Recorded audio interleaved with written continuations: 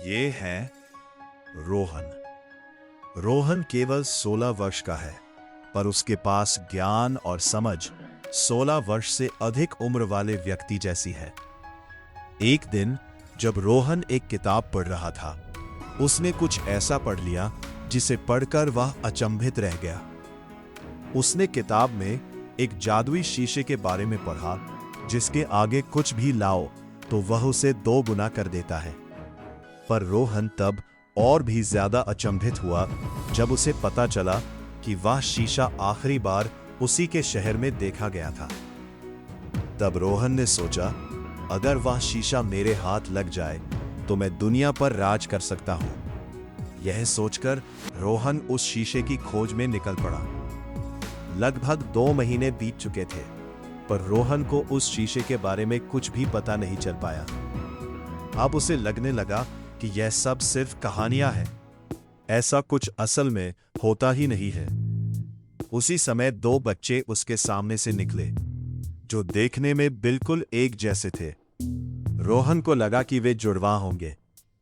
अगले दिन रोहन ने फिर उन बच्चों को देखा, पर अब वह समझ गया था कि वह जादुई शीशा उन्हीं बच्चों के पास है, क्योंकि अब वे बच्चे 2 की जगह 4 हो गए थे।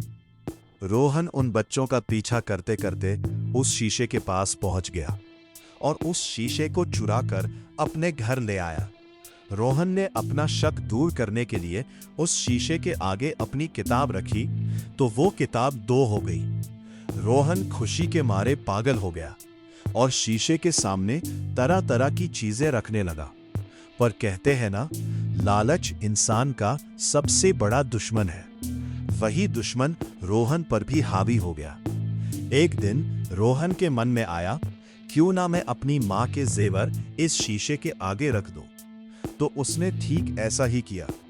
वो बार बार ऐसा करता गया और सारे जेवर अलग अलग दुकानों पर बेच आया। उन सारे पैसों से उसने 5 किलो सोना खरीद लिया।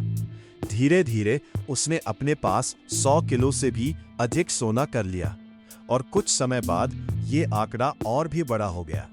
फिर उसने सोचा, क्यों ना मैं एक शीशे की जगह 2 शीशे कर लूं। तो उसने ऐसा ही किया।